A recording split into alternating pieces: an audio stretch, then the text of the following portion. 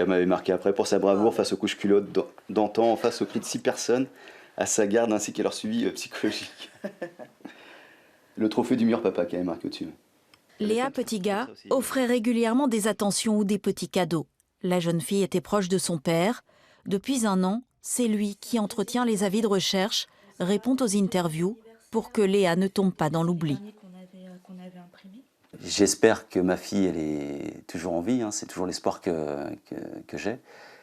Mais c'est vrai que bon, on a des doutes quand même, quoi. Hein. Mais il faut garder espoir, de toute façon. On est tiraillés entre elle est quelque part, on ne sait pas pourquoi elle n'est pas avec nous, mais elle est quelque part, ou alors elle n'est plus là. Et elle ne sera jamais plus là. On est tiraillés entre les deux. Et je vous dis, la frontière, elle est mince. Vraiment. Vraiment. Cela faisait moins de 3 mois que Léa vivait ici dans un studio au dernier étage. C'est là que son téléphone a borné le 13 décembre 2017, à l'heure où elle devait se rendre à son travail. Depuis, l'appartement est sous scellé. Quant au téléphone, l'enquête a démontré qu'il avait fonctionné une dernière fois dans un autre quartier dont les coordonnées n'ont pas été communiquées. Ce n'était pas sur le trajet de Léa pour aller à son travail et il n'y avait pas non plus d'amis à Léa à ce niveau-là. Et c'était un appel sortant sur Internet. Alors quand ils m'ont dit, on ne sait pas si c'est Léa ou quelqu'un qui a pris son téléphone pour aller sur Internet, mais c'est un appel sortant.